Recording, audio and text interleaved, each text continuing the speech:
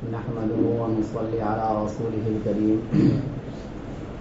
أما بعد فأعوذ بالله من الشيطان الرجيم بسم الله الرحمن الرحيم والذين يكنزون الذهب والفضة ولا ينفقونها في سبيل الله فبشرهم بعذاب أليم صدق اللہ العظیم.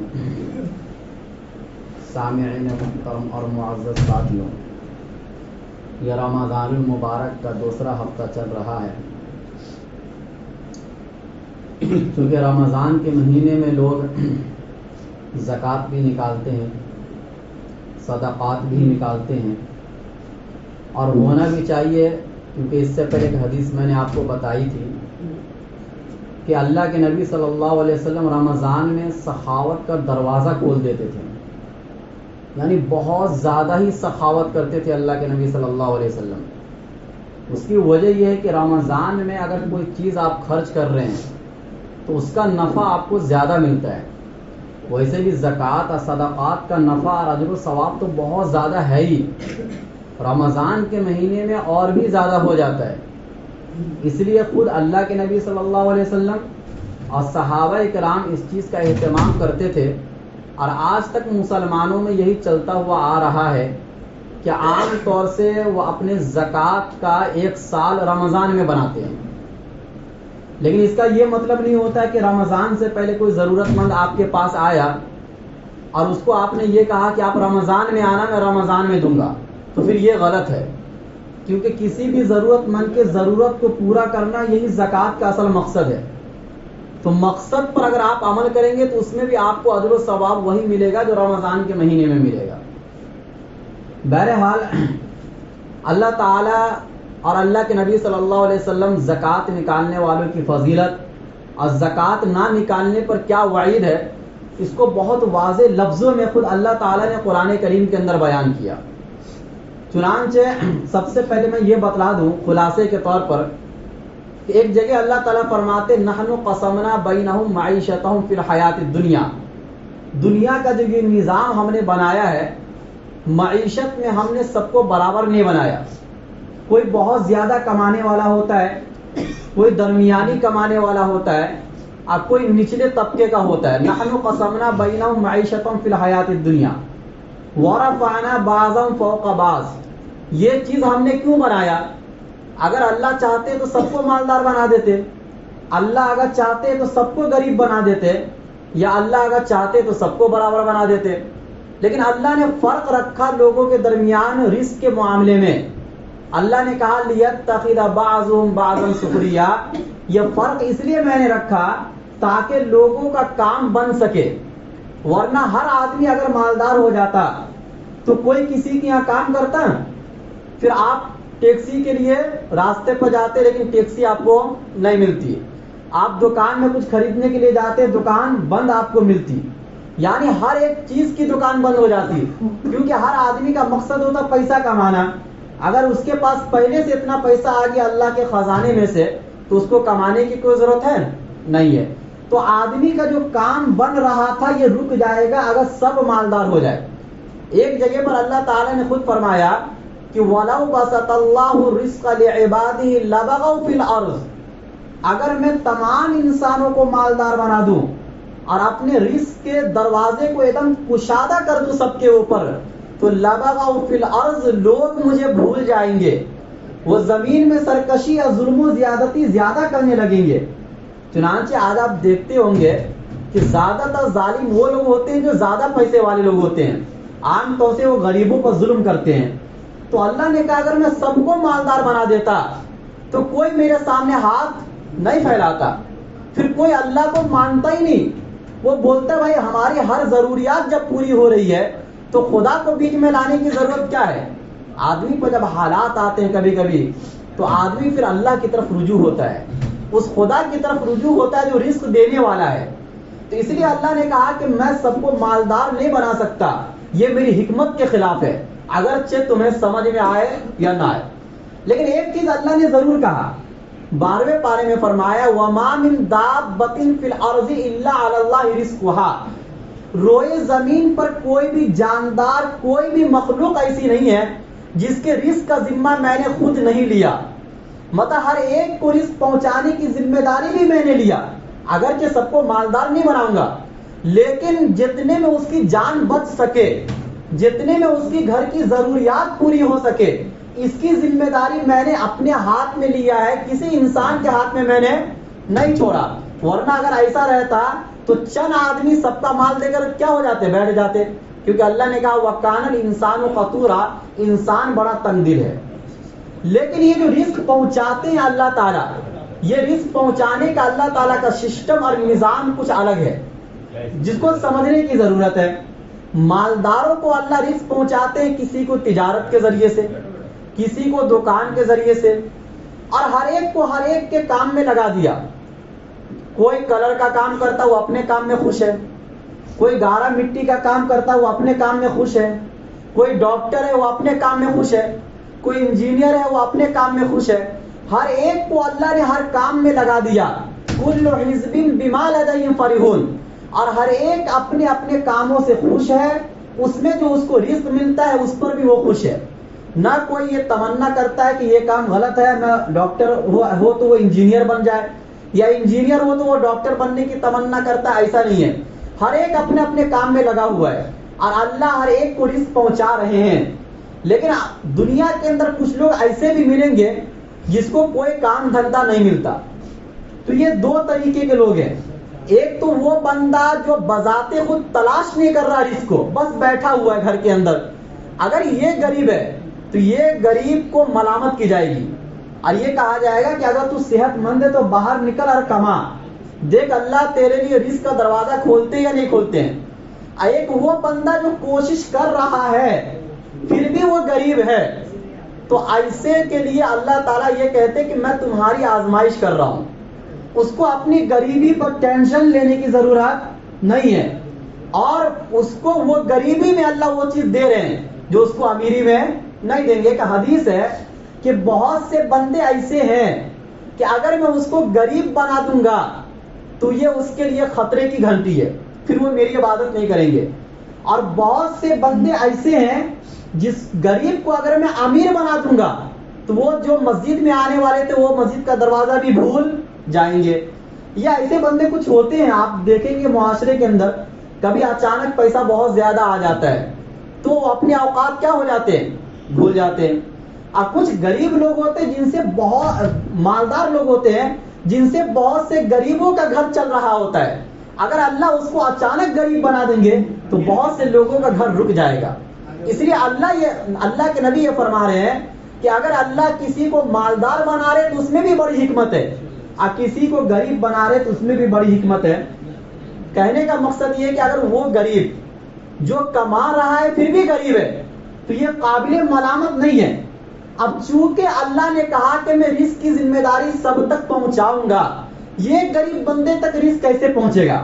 تو اسی معنی کر کے اللہ نے زکوٰۃ کو فرض کیا کہ جو مالدار لوگ ہیں اور جو صاحب نصاب ہو گئے، شریعت کی نظر میں مالدار وہ ہے جو صاحب نصاب ہو جاتا ہے. اگر ایسا آدمی ہے تو اس کا سب مال سب اسی کا نہیں ہے، اس میں سے کچھ حصہ میں نے غریبوں کے لیے مقرر کر دیا. اب اگر وہ مالدار کھائے گا تو وہ اپنا نہیں کھا رہا ہے، غریبوں کا حق مار رہا ہے. اس کے کیا کیا نقصان آتے ہیں ابھی میں بتاؤں گا. تو میں یہ اصولی طور پر ایک بات میں نے آپ کو سمجھایا کہ زکوٰۃ اللہ نے فرض کیوں کیا. اس کی وجہ یہ کہ اللہ نے ذمہ داری لی ہے کہ میں رزق پہنچاؤں گا تمام مخلوقات تک. لیکن تمام مخلوقات تک رزق پہنچے گا کسی کو تجارت کے ذریعے سے، کسی کو دکان کے ذریعے سے، کسی کو کاروبار کے ذریعے سے، کسی کو ہنر کے ذریعے سے، لیکن کسی کو اللہ رزق پہنچائیں گے مالداروں پر زکوٰۃ فرض کر کے کہ اس کی ذمہ داری ہے کہ وہ ان غریبوں کو تلاش کرے اور اپنے ہاتھوں سے زکوٰۃ دے، نہ کہ کسی غیر کے ہاتھ سے. یہ خود یہ ثواب کو بڑھاتا ہے یہ چیز. بہرحال اگر آپ زکوٰۃ دیں گے تو اس کے فائدے کیا ہیں؟ اللہ تعالیٰ قرآن کریم کے 3 پارے میں فرماتے ہیں کہ اس کو ایک مثال سے سمجھو. خود اللہ تعالیٰ نے مثال دی ہے کہ ایک دانہ ہو جس کو آپ زمین میں ڈالتے ہو اور اس سے 7 بالی نکلتی ہے، اور ہر بالی میں 100 بالی، جو گیہوں کا جو دانہ ہوتا ہے نا، آپ لوگ گاؤں میں دیکھے ہوں گے، اس میں سے ہر بالی میں سے 100 بالی نکلتے ہیں. گویا کہ ایک گیہوں سے اللہ 700 گیہوں نکال کر دکھلاتے ہیں. ایک گیہوں سے 700 گیہوں اللہ نکالتے ہیں. اللہ کہتے ہیں کہ اگر کوئی بندہ میرے راستے میں خرچ کرے گا مال تو 1 روپیہ کو میں قیامت کے دن کتنا بنا کر دوں گا؟ 700 روپیہ بنا کر دوں گا. اور آگے اللہ کہتے ہیں اگر اس کے دل میں اخلاص ہے تو واللہ یضاعف لمن یشاء، اللہ جس کے لیے چاہیں گے اس 700 کو 7,000 7 لاکھ تک بنا دیں گے. یہ اتنا زیادہ ثواب ہے. اور آگے پھر اللہ نے کہا کہ اگر تم خرچ کرو اللہ کے راستے میں اور احسان نہ جتلاؤ اس کے بعد، اور جس غریب کو آپ نے دیا ہے اس کو تکلیف آپ مت دو، پیسہ دے کر آپ بھول جاؤ. آپ کے دل میں یہ کھٹک نہیں آنا چاہیے کہ میں نے اس کی مدد کی ہے. کیوں؟ اس لیے کہ وہ آپ کا مال تھا ہی نہیں، وہ تو نکالنا آپ کے اوپر فرض تھا. جس طریقے سے آپ فرض نماز ادا کر لو تو آپ اللہ پر احسان نہیں کر رہے ہو، کیونکہ یہ آپ کے فائدے کے لیے. تو زکوٰۃ بھی اسلام کا ایک اہم رکن ہے، فرض ہے. وہ ادا کر کے آپ غریبوں پر احسان نہیں کر رہے ہو، بلکہ آپ اپنے اوپر احسان کر رہے ہو کہ آپ ایسے وقت کے آنے سے پہلے آپ زکوٰۃ نکالنے والے بن گئے جبکہ آپ کے لیے ہلاکت و بربادی لکھنے والی تھی اور اللہ نے اس کو روک دیا. بہرحال اللہ نے کہا کہ لہم اجر عند ربہم ولا خوف علیہم ولا هم یحزنون، کہ جو زکوٰۃ نکالے گا ان کے لیے بہت بڑا اجر ہے اور قیامت دنیا میں بھی اس کو کوئی خوف نہیں ہوگا، کوئی اندیشہ نہیں ہوگا کسی ظالم حکمراں کا، اور قیامت کے دن بھی اس کو جہنم میں جانے کا کوئی اندیشہ نہیں ہوگا. یہ خود اللہ تعالیٰ فرماتے ہیں. لیکن ہاں ایک شرط اللہ نے لگائی ہے کہ ریا اور دکھلاوے کے لیے یا غریبوں پر احسان جتلانے کے لیے آپ زکوٰۃ نہ نکالو. اگر آپ نے زکوٰۃ نکالا اور غریبوں پر آپ نے احسان جتلایا تو اللہ اس کی مثال خود قرآن کریم میں بیان کرتے ہیں. ایک چکنا پتھر ہو، اس پہ پتھر پر مٹی اور دھول اور گرد و غبار ہو اور اچانک تیز بارش ہو جائے تو یہ گرد و غبار کا کچھ پتہ چلے گا کہاں غائب ہو جائے گا؟ اگر وہ گرد و غبار پر بارش نہیں ہوتی تو ہو سکتا اس سے کچھ اگ آتا، کچھ نکل آتا، لیکن بارش نے اس امید کو ختم کر دیا. اللہ مثال دے کر سمجھا رہے ہیں کہ اگر آپ نے غریبوں پر احسان جتلایا تو جو امید تھی اس سے نکلنے کی اجر و ثواب کی، جو اگنے کی امید تھی اس پیسے سے، وہ اگنے کی امید ختم. اب قیامت کے دن اس کا کوئی اجر و ثواب آپ کو نہیں ملے گا. یہ اللہ نے خود بذات خود قرآن کریم میں بیان کیا. اس کے بعد جو لوگ زکوٰۃ نہیں دیتے ہیں اس کے بارے میں بھی اللہ قرآن میں بیان فرمایا. ایک جگہ پر فرمایا وَيْلٌ لِكُلِّ هُمَزَةٍ لُمَزَةٍ، ہلاکت و بربادی ہے ہر عیب برائی بیان کرنے والوں کے لیے اور کسی کو تانا دینے والے کے لیے. یعنی آپ کسی کے اگر عیب بیان کر رہے ہیں تو اس کے لیے بھی ہلاکت و بربادی ہے، اور اگر کسی کو آپ تانا دیتے ہیں تو اس کے لیے بھی ہلاکت و بربادی ہے. اور آگے فرمایا الذی جمع مالا وعددا، ہلاکت و بربادی اس شخص کے لیے بھی ہے جو مال کماتا ہے اس کو جمع کر کے رکھتا ہے، وعددا اور روز گنتا ہے. ایحسب ان مالہ اخلدا، اس کو ایسا لگتا ہے کہ یہ مال اس کو ہمیشہ زندہ رکھے گا، کبھی یہ مرے گا نہیں. ایحسب الانسان ان مالہ اخلدا، کلا ہرگز ایسا ہونے والا نہیں ہے، یہ مال اس کو چھوڑ دے گا ایک دن. یہ مال چھوڑ کر اس آدمی کو دنیا سے فنا ہو جانا ہے. لَيُنبَذَنَّ فِي الْحُطَمَةِ، اور جو زکوٰۃ نے نکالا مال چھوڑ کر چلا گیا، لَيُنبَذَنَّ فِي الْحُطَمَةِ، میں اس کو حطمہ میں ڈالوں گا. اللہ فرماتے وَمَا أَدْرَاكَ مَا الْحُطَمَةُ، کیا آپ کو معلوم ہے کہ وہ حطمہ کیا چیز ہے؟ اللہ خود اس کی وضاحت کرتے ہیں. نار اللہ الموقدہ، اللہ کی سلگائی ہوئی آگ ہے وہ. نار اللہ الموقدہ التی تطلع علی الافئدہ، یہ ایسی آگ ہے جو آگ سینے پر جلے گی. کس پر جلے گی؟ علی الافئدہ، التی تطلع علی الافئدہ، جو سینے پر آگ جلائی جائے گی. انہا علیہم مؤصدہ، اس آگ کے ذریعے سے چاروں طرف سے اس انسان کو گھیر دیا جائے گا. فی عمد ممددہ، مضبوط ستونوں میں.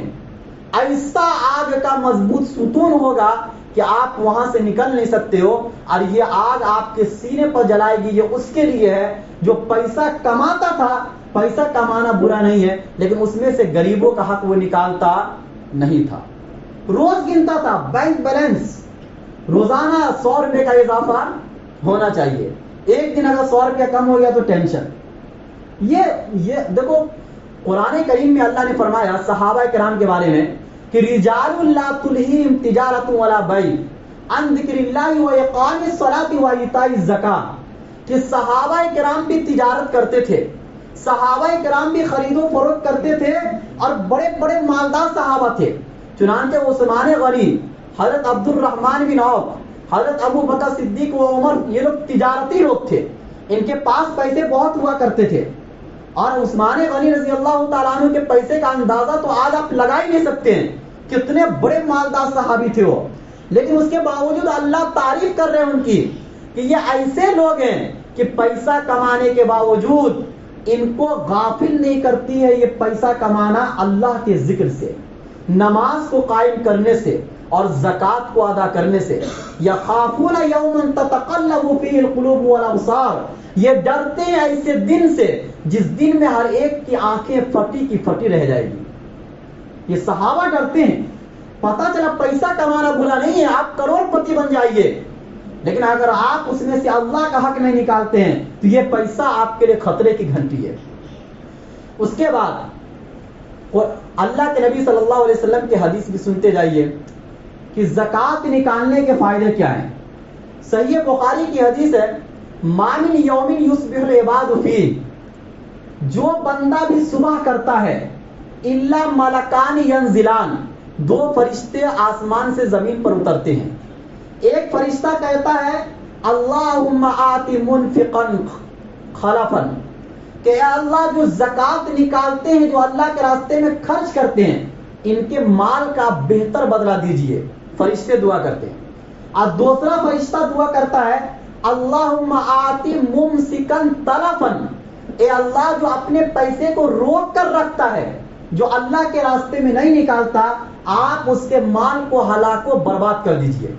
اب ہلاک و برباد کرنے کی صرف یہ ایک صورت نہیں ہے کہ آپ کا پیسہ کم ہو جائے، اللہ آپ کے گھر میں بیماری لا دیں گے، آپ بڑی بڑی بیماریوں میں مبتلا ہو جائیں گے، آپ کے گھر سے خیر ختم ہو جائے گی، آپ کے گھر سے محبت اور پیار جو میاں بیوی کے درمیان ہوتا ہے اور جو اولاد کے درمیان پیار ہوتا ہے، وہ پیار آپ کا ختم ہو جائے گا. تو صرف پیسے کے کم ہونے سے مراد پیسہ حقیقت میں کم ہونا نہیں ہے، وہ بھی ہوتا ہے، لیکن اس کے علاوہ بھی بہت سی صورتیں اور عذاب کی بہت سی شکلیں اللہ تعالیٰ کے پاس ہے جس کو ہم اور آپ نہیں سمجھ سکتے ہیں. ایک حدیث میں اللہ کے نبی صلی اللہ علیہ وسلم نے فرمایا اتقوا الشح، لالچ سے بچو. اور لالچ دیکھو، پیسے کی لالچ ہر انسان کے اندر ہے.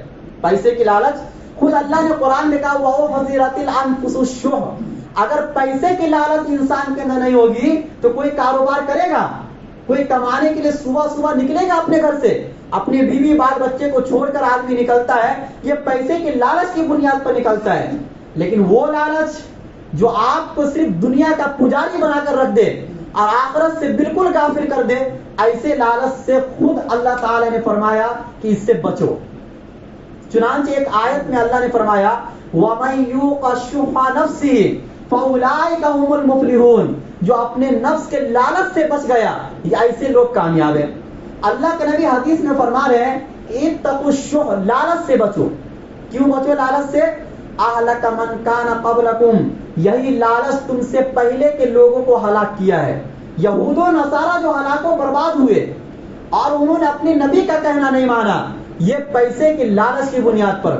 اور آگے فرمایا کہ پیسے کی لالچ اتنی خطرناک چیز ہے کہ حملہم علی ان سفکوا دماءہم واستحلوا محارمہم، کہ پیسے کے لالچ کی بنیاد پر آدمی ایک دوسرے کا قتل کر دیتا ہے. خون بہار آج پیسے کے لالچ کی بنیاد پر. واستحلوا محارمہم، حلال کو حلال نہیں سمجھ رہا ہے اور حرام کو حرام نہیں سمجھ رہا ہے، یہ پیسے کے لالچ کی بنیاد پر ہوتا ہے. ایک پیسے کی تمنا ہوتی ہے، تمنا ایک الگ چیز ہے، لیکن اگر وہ ہوس کا پجاری ہو جاتا ہے تو پھر حلال و حرام کو نہیں دیکھتا ہے.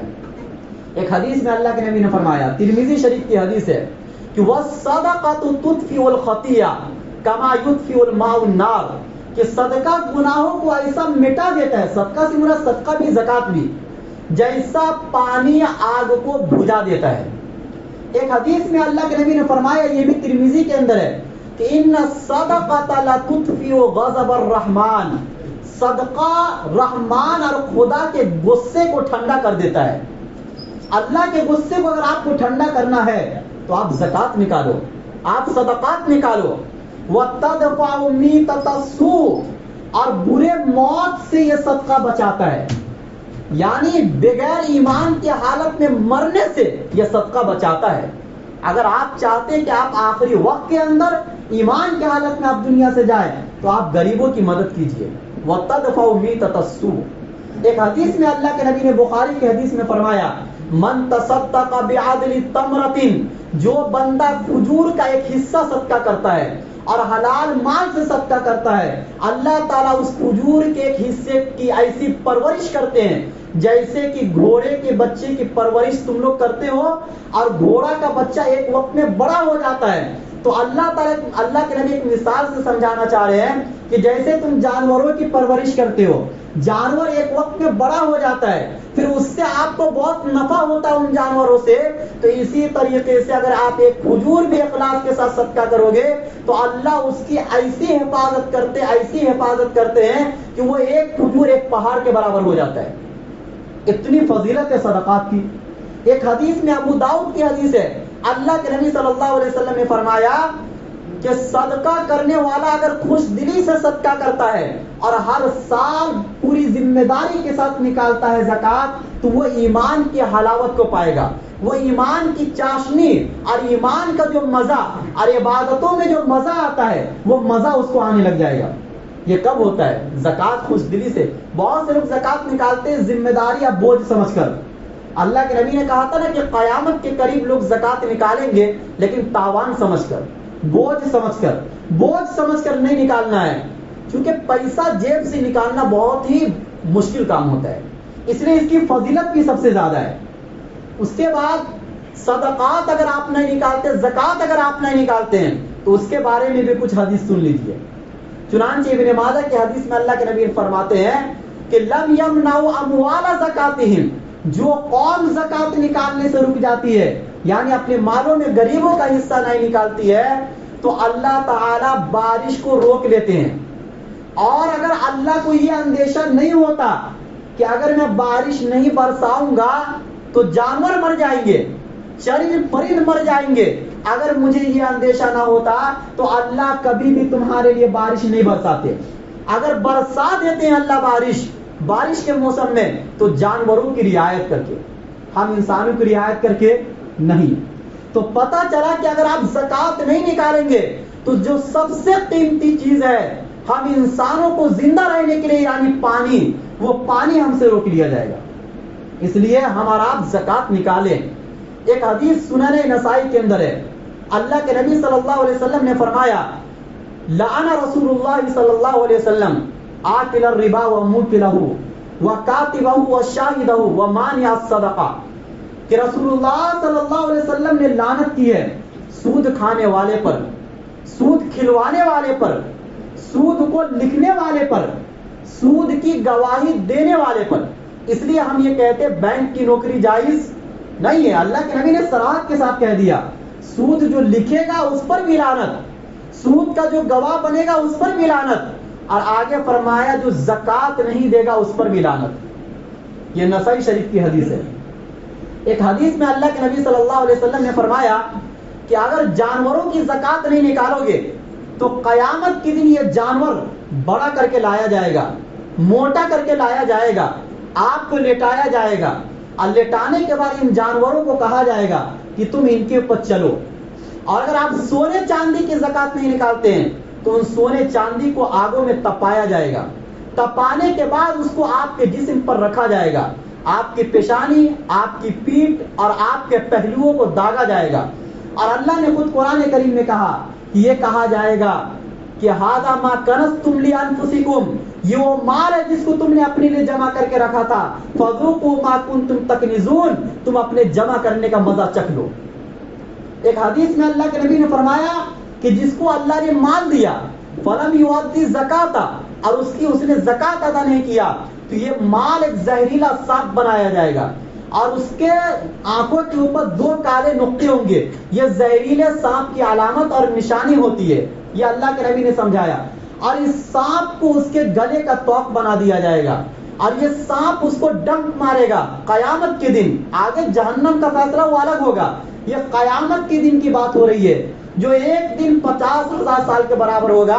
یہ ذلت و رسوائی اللہ دکھلائیں گے قیامت کے دن کہ دیکھو یہی وہ آدمی تھا جو پیسہ جمع کر کے رکھتا تھا, غریبوں کا حق ادا نہیں کرتا تھا. یہ سانپ کہے گا انا مالو کا, میں تیرا مال ہوں, انا کنزو کا, میں تمہارا بینک میں جمع کیا ہوا خزانہ ہوں.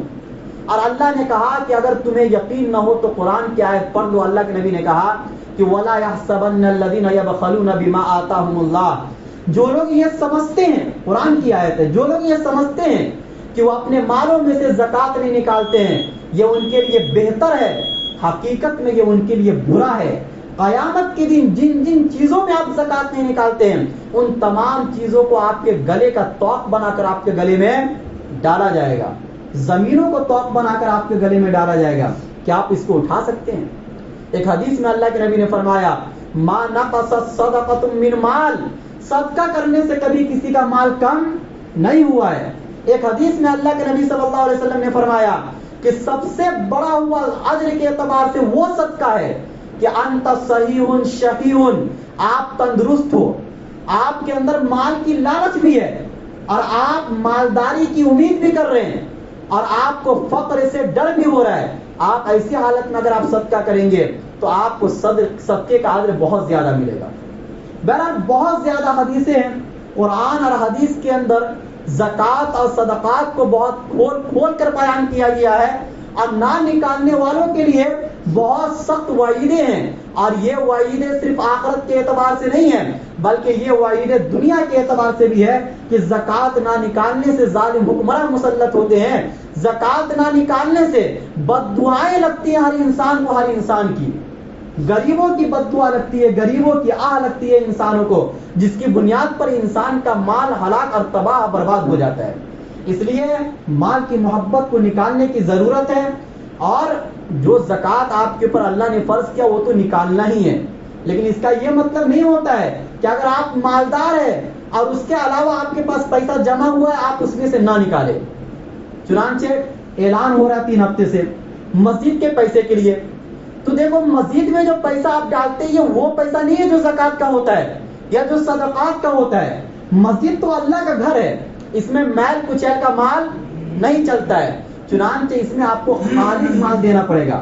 تو کچھ راستے اللہ کے وہ بھی ہیں جس میں زکوٰۃ کا مال نہیں چلتا ہے, جس میں آپ کو زکوٰۃ کے علاوہ مال دینا پڑتا ہے, اس لیے تاکہ اللہ یہ دیکھے کہ کیا یہ صرف فرائض کو ادا کر رہا ہے یا میری محبت میں بھی مال خرچ کرنے کا اس کو جذبہ ہے یا نہیں ہے. اللہ یہ دیکھنا چاہتے ہیں.